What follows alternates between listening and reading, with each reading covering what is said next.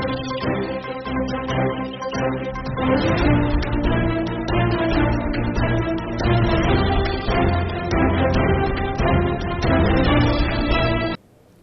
आवाज एक खास मुलाकात में आज मुलाकात कर रहे हैं अल्पसंख्यक मोर्चा बीजेपी राजस्थान से हामिद खान मेवाती, और साथ में हमारे साथ बैठे हैं राष्ट्रीय उपाध्यक्ष अल्पसंख्यक मोर्चा हुसैन खान जी। आपका स्वागत है आपकी आवाज पे। थैंक यू जी। अल्पसंख्यक मोर्चा एक महत्वपूर्ण मोर्चा है, महत्वपूर्ण इकाई है बीजेपी, किसी भी बीजेपी संगठन की एक अल्पसंख्यक मोर्चा एक बड़ा और महत्वपूर्ण इकाई मानी जाती है। तो आप अभी जो इलेक्शन राजस्थान में होने जा रहे हैं, इसमें आपके मोर्चे ने किस तरह की क्या तैयारी की है, आप इस पर थोड़ा बताइए हमारे व्यूअर्स को। देखिए, सबसे पहले तो मैं आपको धन्यवाद देता हूं, आपके चैनल के सभी दर्शकों को धन्यवाद देता हूं। और भारतीय जनता पार्टी अल्पसंख्यक मोर्चा आगामी दिनों में जो चुनाव होने जा रहे हैं राजस्थान में, हमने 40 विधानसभा क्षेत्र ऐसे सिलेक्ट किए हैं जहां पर 50,000 से अबव वोट हैं। उन विधानसभा क्षेत्रों में हमारे कार्यकर्ताओं को हमने लगाया है और पहली बार भारतीय जनता पार्टी अल्पसंख्यक मोर्चा बूथ स्तर पर बहुत मजबूती के साथ में भारतीय जनता पार्टी को जिताने का काम कर रहा है। और हमारे जो आगामी जो कार्यक्रम रहते हैं, पार्टी के जो संगठन की गतिविधियां हैं, वो निरंतर चलती रहती हैं। कल भी हमने डॉक्टर APJ अब्दुल कलाम साहब की जयंती का कार्यक्रम पूरे प्रदेश में मनाया, जिसके प्रदेश स्तरीय कार्यक्रम हमने कोटा के अंदर किया। कोटा में हमारे उस कार्यक्रम में हमारे मोर्चे के राष्ट्रीय अध्यक्ष आदरणीय जमाल सिद्दीकी साहब जी उसमें मुख्य अतिथि रहे थे। और क्योंकि एक मैसेज देना समाज के अंदर, समाज की जो प्रतिभाएं थी उनको हमने सम्मानित करने का काम किया अलग अलग क्षेत्रों से। और मोर्चा निरंतर अच्छा काम कर रहा है। आगामी दिनों में जो चुनाव होंगे तो उसका रिजल्ट भी पॉजिटिव आएगा, क्योंकि भारतीय जनता पार्टी अल्पसंख्यक मोर्चा माननीय मोदी जी की जो योजना है, मोदी जी का जो विजन है, सबका साथ सबका विकास सबका विश्वास, उसको लेकर हम जनता तक जा रहे हैं। जनता के बीच में जाकर हमने माननीय मोदी जी की योजनाओं को जब जनता के सामने रखा, तो इस बार ऐसा बड़ा परिवर्तन राजस्थान के अंदर होने जा रहा है कि राजस्थान की जनता ने मन बना लिया है कि नरेंद्र मोदी जी जो देश के प्रधानमंत्री हैं, उनको उनके चेहरे पर यहाँ पर चुनाव जो लड़ने जा रहे हैं भारतीय जनता पार्टी, इस बार निश्चित ही अल्पसंख्यक बस्तियों में, अल्पसंख्यक मोहल्लों में कमल का फूल खिलेगा। क्योंकि हम सब चाहते हैं कि राजस्थान के अंदर ये भ्रष्टाचारी निकम्मी जो सरकार है, जिस सरकार ने हमारे यहाँ पर हमारी बहन बेटियां सुरक्षित नहीं है, इस सरकार के जितने भ्रष्टाचार हुए, इन्होंने जितनी छूट राजस्थान के विधायकों को दी, पहली बार ऐसा हुआ है राजस्थान के अंदर, विधायक अपने आप को मुख्यमंत्री समझकर उन्होंने जनता को लूटने का काम किया। और जनता ने मन बना लिया है कि राजस्थान के अंदर भारतीय जनता पार्टी की सरकार बनेगी और पूर्ण बहुमत में ही नहीं 150 प्लस से राजस्थान में भारतीय जनता पार्टी की सरकार बनने जा रही है। क्योंकि माननीय मोदी जी जो देश के ही नहीं दुनिया के सबसे बड़े नेता हैं, उनके नेतृत्व में हमें काम करने का अवसर मिल रहा है और निश्चित ही राजस्थान के अंदर भारतीय जनता पार्टी का कमल खिलेगा। हुसैन जी, आपसे बात करें, इसमें अपना क्या किस तरह से अल्पसंख्यक मोर्चे का क्या रोल देख रहे हैं हुसैन जी, और आपका क्या रोल है अभी इस चुनाव में, किस तरह से राष्ट्रीय नेतृत्व में आपके रोल का यूज किया जा रहा है? देखिए, अल्पसंख्यक मोर्चा आने वाले हमारे जो विधानसभा की चुनाव है, इन सभी जगहों पर सक्रिय रूप से अभी काम कर रहा है। और अभी नहीं कर रहा है, हम लगातार पिछले 2.5 साल से सक्रिय रूप से हमें अलग अलग प्रभार का दायित्व भी दिया गया, क्योंकि मेरे को गुजरात का प्रभार का दायित्व है अभी, और उससे पहले मेरे पास दिल्ली प्रभार का दायित्व था। हम सभी वहाँ के जो जिले हैं वहाँ स्तर पर हम कार्यकर्ताओं से मीटिंग लेकर के और अलग अलग बैठकें लेकर के भारतीय जनता पार्टी के हमारे माननीय प्रधानमंत्री जो देश की कमान संभाल रखी है, उनकी जो करीब 300 योजनाएं अभी वर्तमान में देश में चल रही है, और इन सभी योजनाओं का सबसे ज़्यादा फायदा अगर हुआ है तो अल्पसंख्यक समाज को हुआ है। कोई स्टेटिस्ट है, कोई संख्या है? आपने बताया राष्ट्रीय नेतृत्व की या भारतीय सरकार की 300 योजनाएं चल रही है, और 300 योजनाओं में सबसे ज्यादा जो फायदा लिया है अल्पसंख्यक मोर्चा ने लिया है। ये एक बड़ी बात आप अपने मुंह से बोल रहे हैं, तो मैं चाहूंगा कि ऐसे आधार है, संख्या बल है कि इन योजनाओं में ये मुख्यमंत्री योजनाओं में ये फायदा हुआ है अल्पसंख्यक मोर्चे को। एकदम ठीक कह रहे हो आप। मैं आपको एग्जाम्पल देना चाहूँगा कि एक शौचालय योजना भारत सरकार द्वारा चलाई गई, माननीय प्रधानमंत्री जी की एक बहुत शानदार ये योजना। इसके अंदर में करीब 12 करोड़ शौचालय देश के अंदर में बने, 4 9 करोड़ शौचालय अल्पसंख्यक समाज की कॉलोनियों में बनाए गए और रसोई गैस वितरित की गई पूरे देश वर्ष के अंदर में बिना किसी चार्ज के निःशुल्क। तो 2.8 करोड़ रसोई गैस अल्पसंख्यक समाज को वितरित की गई। और वही नहीं है, जन धन खाते करीब करीब 50 करोड़ देश के अंदर में खोले गए, उसमें 30% फायदा अल्पसंख्यक समाज को हुआ। और वही नहीं है, देश के अंदर में 80 करोड़ प्रधानमंत्री गरीब कल्याण अन्न योजना के तहत 80 करोड़ लोगों को फायदा हुआ, उसमें 35% फायदा अल्पसंख्यक समाज के लोगों को हुआ। मैं आपको इन सभी एक 1 बाय 1 योजनाओं को गिनाने लगूंगा तो मेरे को 1 घंटा लगेगा। और आप देखें, मुद्रा योजना देश के अंदर में 35 करोड़ लोगों को फायदा हुआ, उसमें 32% फायदा अल्पसंख्यक समाज के लोगों को हुआ। यानी छोटे छोटे खोमचे वाले हैं, छोटी छोटी दुकानें हैं, छोटी एक पान की दुकान है, यहाँ पर जो छोटा लोन दिया जाता है बिना ब्याज के दिया गया और अल्पसंख्यक समाज के लोगों ने बड़ी संख्या में इसका फायदा मिला। और अल्पसंख्यक मंत्रालय उसने अनेक योजनाएं अल्पसंख्यक समाज के लिए चलाई, चाहे वो हुनर हाट होगा और छिक और कमाओ योजना होगी। उसके अंदर में मैं बताऊं, अल्पसंख्यक समाज के विशेष तौर से इस लोगों को जोड़ा गया और उसमें उन्हें बड़ी संख्या में फायदा हुआ। और मैं ये आपको बता देता हूं कि देश के अंदर में आजादी के बाद में अगर निष्पक्ष बिना किसी भेदभाव के अगर अल्पसंख्यक समाज को फायदा हुआ है तो माननीय नरेंद्र मोदी जी ने जब से देश की कमान 2014 के बाद में संभाली है, उसके बाद ही हुआ है। जब देश की कमान इन्होंने संभाली थी तो एक सर्वे हुआ था, उसमें अल्पसंख्यक समाज के लोगों का एजुकेशन जो उच्च स्तर पर थी, जो उसका सर्वे तो 1 करोड़ 20 लाख थी। और एक सर्वे दोबारा प्रधानमंत्री जी के कमान संभालने के बाद हुआ 2017 के अंदर में, तो उच्च शिक्षा में वो संख्या पहुंची 1 करोड़ 70 लाख। यानी मैं ये तो एग्जांपल दे रहा हूं आप छोटा सा।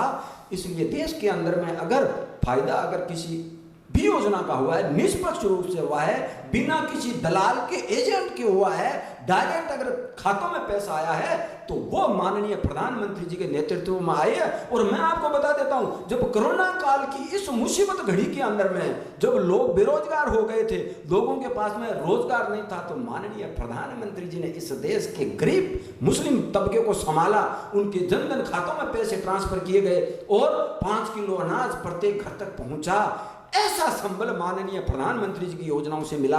और आने वाले समय में हम चाहते हैं कि देश की कमान माननीय प्रधानमंत्री जी लगातार संभालते रहे और अल्पसंख्यक समाज का इसमें बड़ी भागीदारी के रूप में अपना दायित्व निर्वहन करने का अवसर मिले। और मैं ये कहता हूं कि माननीय प्रधानमंत्री जी इस देश की कमान अगर आगे संभालते हुए लगातार संभालते गए तो निश्चित रूप से अल्पसंख्यक समाज को इस देश के अंदर में फायदा होता रहेगा।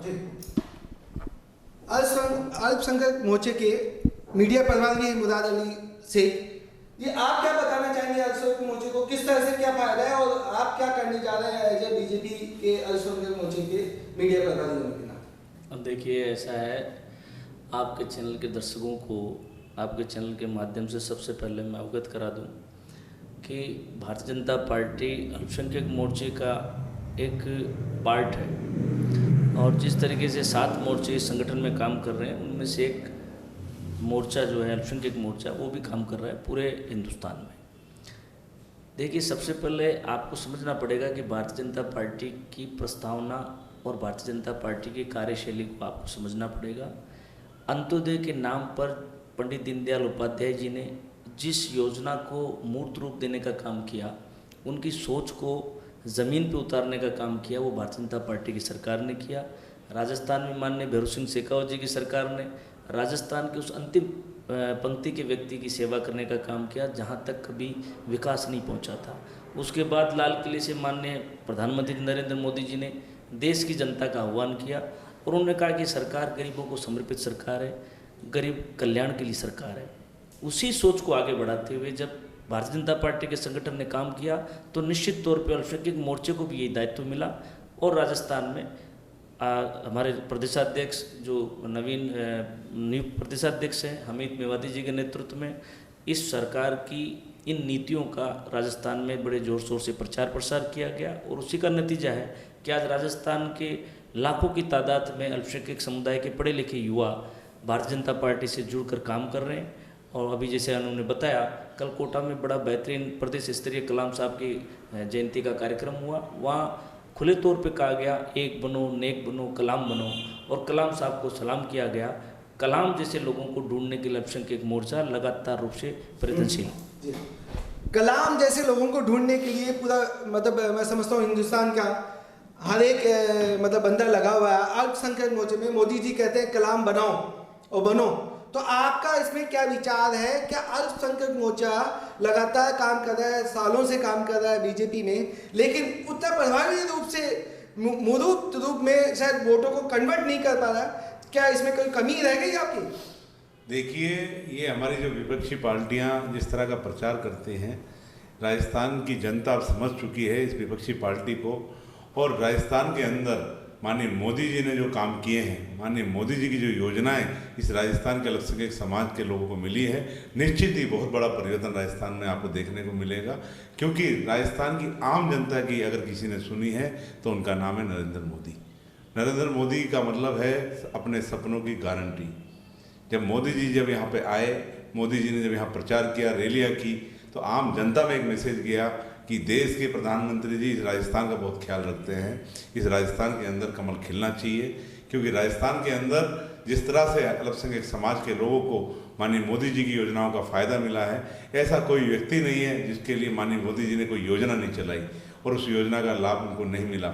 हमारा सौभाग्य है कि माननीय मोदी जी ने जिस तरह से 3600 कौम को लेकर देश के लिए काम किया, 135 करोड़ हिंदुस्तानी की जो बात करते हैं, ऐसे प्रधानमंत्री जी के नेतृत्व में निश्चित ही राजस्थान के अंदर भारतीय जनता पार्टी की सरकार बनेगी और राजस्थान में कमल का फूल खिलेगा। अल्पसंख्यक मोर्चे को जिस तरह से मैं बोलूँगा, डायरेक्ट बात करते हैं, मुस्लिम समाज को, मुस्लिम समुदाय को जिस तरह से डरा धमका के 75 साल पार्टियों ने यूज किया अपनी वोट बैंक समझ के, तो क्या आप इस बारे में, मैं हुसैन खान से बात करूंगा कि इस बारे में आपका क्या कहना है कि केवल यूज किया और अल्पसंख्यक समुदाय को शिक्षित नहीं किया, रोजगार के लिए उनको व्यवस्था नहीं की? जैसे आपने कहा कि मोदी गवर्नमेंट ने, मोदी सरकार ने उनको शिक्षा की नीति बनाई, उनको रोजगार दिया, उनको अलग अलग योजनाओं में रोजगार के लिए फंड की व्यवस्था की, मकान बनाए गए। तो इस समय इन सारी योजनाओं के साथ अंतिम आदमी का ध्यान रखा, तो इस पे आपका क्या कहना है? कहीं ना कहीं वोट बैंक के जो 75 साल अन्य पार्टियां डरा धमका के मुस्लिम समाज को वोट बैंक के रूप में यूज करती आई है, फायदा नहीं हुआ, फायदा कुछ एक परिवारों को, उस पर आपका क्या कहना है? आपने एकदम सही कहा। जब देश आज़ाद हुआ था तो अल्पसंख्यक समाज की नौकरियों में करीब 30% भागीदारी थी, और 70 साल के इनके राज के बाद में जब हम कैलकुलेशन करते हैं, विश्लेषण करते हैं, तो अल्पसंख्यक समाज की नौकरियों में 2% भागीदारी रह गई। ये कारण ये रहा कि कांग्रेस ने हमेशा एक ही नीति पर काम किया कि अल्पसंख्यक समाज अगर शिक्षित हो गया और वो समझदार हो गया तो हमारे से दूर होता चला जाएगा। इसलिए अल्पसंख्यक समाज को स्कूलों में ना जाने दो, वो उच्च शिक्षा प्राप्त ना कर पाए और वो आगे ना बढ़ पाए। आज स्थिति यह है कि देश में जितना अल्पसंख्यक समाज है उसमें केवल 48% ही एजुकेटेड है, और 48% एजुकेशन में भी महिलाओं का प्रतिशत तो केवल 32% है। तो महिलाओं की तो ये स्थिति है। और मैं आपको बताऊं, 65% हमारी बच्चियां तो 10 क्लास तक जाते जाते ड्रॉप आउट हो जाती है। वो इसका कारण यह है कि उनको जागृत नहीं किया गया, उनको अशिक्षित ही रखा जाना। इसलिए इनका एक मकसद रहा कि यह एक ऐसा वोट बैंक है कि इनको भारतीय जनता पार्टी से डराते रहो और इनका वोट लेते रहो। लेकिन जब हम देखते हैं कि अब वर्तमान की जो स्थिति है उसमें अल्पसंख्यक समाज लगातार भारतीय जनता पार्टी से जुड़ रहा है, क्योंकि ये इनकी नीति को अच्छे से समझ गए हैं। अब हमने पूरे भारतवर्ष में एक नीति बनाई है। हमने ऐसे 65 लोकसभाओं का जो है सिलेक्शन किया है पूरे भारतवर्ष में। उन लोकसभाओं के अंदर में, प्रत्येक लोकसभा के अंदर में हम 5000 मोदी मित्र बनाने का काम कर रहे हैं। प्रत्येक विधानसभा के अंदर में 700 मोदी मित्र बनाने का हम काम कर रहे हैं। ये कार्य अल्पसंख्यक मोर्चा धरातल तक करने जा रहा है। और वो मोदी मित्र जो हम बनाएंगे उनको हम भारतीय जनता पार्टी का शासन केंद्र में जो माननीय नरेंद्र मोदी जी के नेतृत्व में है, उन्होंने क्या क्या काम किया, क्या क्या फायदा अल्पसंख्यक समाज को हुआ, उनको हम जागृत कर रहे हैं, उनको हम शिक्षित कर रहे हैं।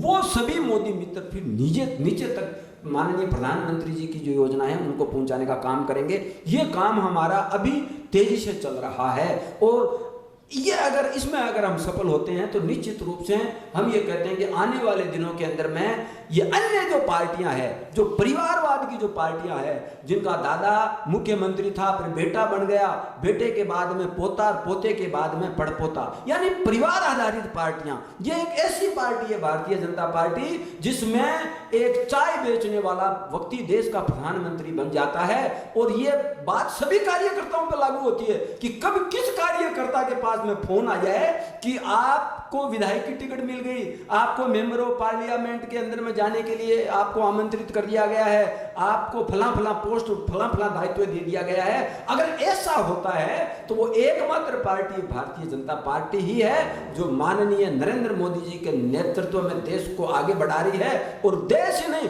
विश्व के अंदर में आज हमारे देश का नाम रोशन किया जी। बात करते हैं राष्ट्रीय नीति की बात कर रहे हैं आप, तो राष्ट्रीय नीति में बात कर लेते हैं धारा 370। धारा 370 हटने के बाद क्या आपको लगता है जम्मू कश्मीर का एक नए रूप में बाहर आया है, नए रूप में विकास हो रहा है? और धारा 370 के साथ मैं जवाब चाहूँगा कि जो ट्रिपल तलाक हटने के बाद हकीकत में मुस्लिम महिलाओं का किस तरह से उत्थान हुआ है, किस तरह से आज खुल के अपनी हंसी खुशी जिंदगी बिता रही? देखो 370 की जो बात की आपने बहुत ही शानदार तरीके से बात की।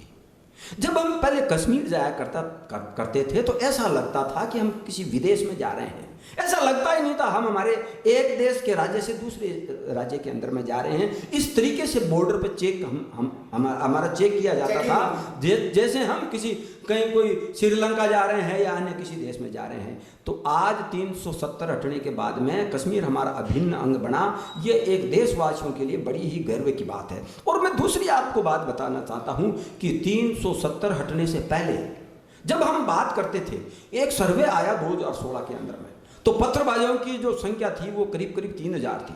फिर जो सर्वे आया 2018 में, पत्थरबाजों की संख्या 3000 से 2000 तक आई। उसके बाद में सर्वे आया 2019 के अंदर में, पत्थरबाजों की संख्या नीचे जाती 1500 तक पहुंची। और जब 2021 में सर्वे आया तो वो 500 पहुंची। और आज हम जब देखते हैं तो पत्थरबाजों की संख्या 100 से भी कम है। यानी जो बच्चे थे उनको बरकला करके, उनको कुछ लालच दे करके पत्थरबाजी की घटनाएं करवाई जाती थी और देश का नाम बदनाम करने का काम किया जाता था। आज उन बच्चों को स्कूल जाने का अवसर मिला है, उनके हाथ में फुटबॉल आ गई है, क्रिकेट की गेंद आ गई है और हाथ में कंप्यूटर और शिक्षा के लिए किताबें आ गई है। वो बच्चे जिनका भविष्य बिगाड़ दिया जाता था, उग्रवादी उनको जो है गलत रास्ते पर लेके जा रहे थे, आज वो इंजीनियर, डॉक्टर और अपनी जिंदगी की अच्छी राह पकड़ने की ओर अग्रसर हो रहे हैं। तो ये 370 का फायदा। अब आपने कहा कि महिलाओं का तलाक, 1986 के अंदर में कांग्रेस ने एक जो है नोटिफिकेशन जारी किया और उसमें अंदर में एक प्रस्ताव पारित किया कि महिलाओं पर अत्याचार हो रहा है, ये 3 तलाक कानून बनना चाहिए। लेकिन कांग्रेस के 400 लोकसभा के अंदर में सांसद थे, उन्होंने अपना दुरुपयोग करके अपने पावर का और इस नियम को लागू नहीं होने दिया। अब जब माननीय प्रधानमंत्री जी ने 300 महिलाओं के तलाक का जब कानून पास किया तो ये कांग्रेसियों के कान खड़े हो गए। और आज आपको पता है कि जब से ये कानून बना है और आज जब हम रिकॉर्ड देखते हैं तो कानून बनने से पहले और आज में जो फर्क आया है वो तलाक के जो केस है 10% रह गए, 90% कम हो गए हैं। ये फायदा माननीय नरेंद्र मोदी जी द्वारा इस कानून को बनाने के बाद में महिलाओं को, बहनों को फायदा हुआ है। और आने वाले दिनों में मैं कहता हूं कि सभी क्षेत्र में, प्रत्येक क्षेत्र में माननीय प्रधानमंत्री जी की ये जो योजनाएं हैं, जो देश के प्रत्येक नागरिक की बात सोचते हैं, वो कभी ये नहीं देखते कि किसने हमें वोट दिया, कौन से संप्रदाय ने दिया, कौन सी जाति ने दिया, कौन से क्षेत्र के लोगों ने दिया। वो तो केवल और केवल एक ही बात देखते हैं कि देश के प्रत्येक नागरिक तक हमारी योजनाएं पहुंचे, प्रत्येक देश का नागरिक आर्थिक तरीके से मजबूत हो, व्यापार में मजबूत हो, शिक्षा में आगे बढ़े, और देश उन्नत जब भी होगा जब देश का प्रत्येक नागरिक आगे बढ़ेगा। इसी नीति के आधार पर माननीय प्रधानमंत्री जी चलते हैं और देश का प्रत्येक नागरिक उनको कंधे से कंधा मिला करके उनका साथ देने के लिए तैयार है। जी, आपने बताया कि अल्पसंख्यक समुदाय के लोगों को, बच्चों को, युवाओं को भड़काया जाता था, मिसयूज किया जाता था, उनको डराया धमकाया जाता था और उनको भड़का के दूसरी गतिविधियों या आतंकी गतिविधियों में शामिल करा के कुछ पार्टियों ने अपना वोट बैंक बना के उनका यूज किया 75 सालों में। लेकिन अब समय बदल गया, शायद मोदी जी की गवर्नमेंट अंतिम व्यक्ति तक डायरेक्ट लाभार्थियों तक लाभ पहुंचा रही है। आपका क्या कहना है? जो 40 सीटों पे राजस्थान आप देख रहे हैं, 40 सीटों पे क्या रणनीति है अल्पसंख्यक समुदाय की? देखिए, भारतीय जनता पार्टी अल्पसंख्यक मोर्चा ने 40 ऐसी विधानसभाएं सिलेक्ट की हैं जहां पर 40,000 50,000 से अभाव वोट है। उन विधानसभाओं में हमारे कार्यकर्ता बूथ स्तर पर कमेटियां बना रहे हैं और निश्चित ही जब चुनाव होंगे, जब रिजल्ट आएगा, उन बूथों का हमें फ़ायदा भी मिलेगा, क्योंकि उन बूथों पर आज तक कभी कोई गया नहीं। उन बूथों पे हमारे कार्यकर्ताओं ने माननीय मोदी जी की जो योजनाएं हैं उन योजनाओं को ले जाकर काम किया है और वहाँ पे मजबूती के साथ में हमारे बूथ पर कार्यकर्ता खड़े हैं। और जब चुनाव के समय में हमारे कार्यकर्ताओं से हमने ये आह्वान किया है कि आपका लक्ष्य होना चाहिए बूथ जीतना चाहिए। हमारा सबका एक ही लक्ष्य है, चाहे बड़ा कार्यकर्ता हो या छोटा कार्यकर्ता हो, बूथ को जिताना ही हमारा लक्ष्य है।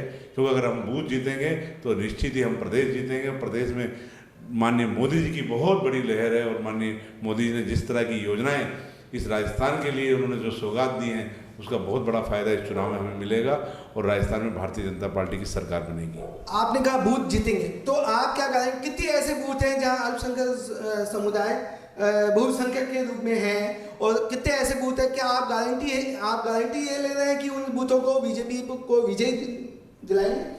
देखिए, जो 40 विधानसभाएं, इनमें लगभग 10,000 बूथ ऐसे हैं जहाँ पे माइनॉरिटी की तादाद ज़्यादा है। हमारे कार्यकर्ताओं ने एक एक बूथ पर जाकर बूथ अध्यक्ष बनाए, बूथ की कमेटियाँ बनाई हैं मेन संगठन के साथ में मिलकर, और वो मजबूती के साथ में काम कर रहे हैं। माननीय मोदी जी की जो योजना है उन योजनाओं पे काम कर रहे हैं। जो संगठन के जो भी दिशा निर्देश होते हैं, संगठन के जो कार्यक्रम होते हैं, हमारे कार्यकर्ता उसमें सभी भाग लेते हैं और पूरे प्रदेश के अंदर एक बहुत बड़ा वातावरण बदला है। क्योंकि राजस्थान की जो सरकार है, जिन्होंने वादे किए थे 2018 के अंदर, उन वादों पे राजस्थान की सरकार खरी नहीं उतरी है। अल्पसंख्यक समाज अब जागरूक हो चुका है, क्योंकि अल्पसंख्यक समाज ने इस सरकार की जो नाकामियां हैं उसको हमारे मोर्चे के द्वारा हमने संभाग स्तर पर जाकर, जिला स्तर पर जाकर इनकी नाकामियों को हमने बताया है जनता को, और जनता ने मन बना लिया है कि राजस्थान की सरकार को उखाड़ फेंकने का काम अल्पसंख्यक मोर्चे के कार्यकर्ता करेंगे। जो 40 सीटें हैं, मैं आपसे सीधी बात कहते हैं कि जो 40 सीटें हैं उसमें से कितनी सीटें बीजेपी की झोली में जा रही है? देखिए, जो 40 सीटें हैं अभी बीजेपी के वहाँ कैंडिडेट उम्मीदवार उतरे नहीं हैं। जब मैदान में हमारे उम्मीदवार उतरेंगे तो निश्चित ही हमें पूरा विश्वास है 40 की 40 विधानसभा सीटें जो जहाँ पर पिछली बार हम कमज़ोर रह गए थे, इस बार हम उसको जिताने का काम करेंगे और मजबूती के साथ में हमारे मोर्चे के कार्यकर्ता, भारतीय जनता पार्टी का उम्मीदवार जो भी होगा, जो भी कमल का फूल हमारे बीच में लेके आएगा, उसको हम जिताने का प्रयास करेंगे। क्या अल्पसंख्यक मोर्चा भी अपनी सीटों की डिमांड कर रहा है भाजपा के इस राजस्थान में कि बीजेपी में आप अपनी कितनी सीटों की डिमांड कर रहे हैं? देखिए, जिन कार्यकर्ताओं ने चुनाव लड़ने की मंशा बनाई है, आवेदन किए हैं, उनके आवेदन हमने प्रदेश नेतृत्व को और केंद्रीय नेतृत्व को भेज दिए हैं। जब चुनाव समिति की जब बैठक होगी, निश्चित ही हमें विश्वास है माननीय मोदी जी पर, क्योंकि मोदी जी सबका साथ, सबका विकास, सबके विश्वास की बात करते हैं और राजस्थान में एक वो मैसेज देने का काम करेंगे। क्योंकि राजस्थान के अंदर गंगा जमुना तहजीब का ये प्रदेश है और हम आपसी भाईचारा हमारा बना रहे, आपसी भाईचारे से हम काम करें और जो चुनाव के अंदर हम जब जाएंगे तो माननीय मोदी जी पर हमें विश्वास है कि राजस्थान के अंदर निश्चित ही हमारी पार्टी हमारे जो जिन्होंने आवेदन किए हैं कार्यकर्ताओं ने, उनको टिकट देगी और टिकट देकर निश्चित ही हम उनको जिताने का काम करेंगे। एक आखिरी संदेश मैं आपसे लेना चाहूँगा, राष्ट्रीय उपाध्यक्ष हैं आप अल्पसंख्यक मोर्चे के, आप किस तरह से देख रहे हैं राजस्थान के चुनाव को? क्या 40 की 40 सीटों पर राजस्थान पे कमल खिलाएंगे आप? देखें, हमारा जब अभी जो हमारा जो विधानसभाओं का जो समीकरण है, उसमें जो पिछला जो चुनाव था उसमें हमारे 40 सीटों में हमारी करीब करीब 80% जो अल्पसंख्यक समाज बाहुल्य क्षेत्र की सीटें थी वो भारतीय जनता पार्टी के खाते में आई थी। अब 80% आप बड़ी बात कर रहे हैं। हाँ। 40 सीटों में 80% बीजेपी को मिली थी लास्ट 2018 जहाँ अल्पसंख्यक बाहुल्य क्षेत्र, हाँ। लेकिन उसके बाद जब चुनाव हुआ 2018 में तो कांग्रेस ने एक षड्यंत्रकारी नीति का उपयोग किया। इन्होंने एक तो ये कहा कि हम अल्पसंख्यक समाज के लिए अनेक योजनाएं ला रहे हैं जो उनके कल्याण में काम आएंगी। दूसरा इन्होंने कहा कि जितने भी युवा है वो बेरोजगार है उनको हम भत्ता देंगे।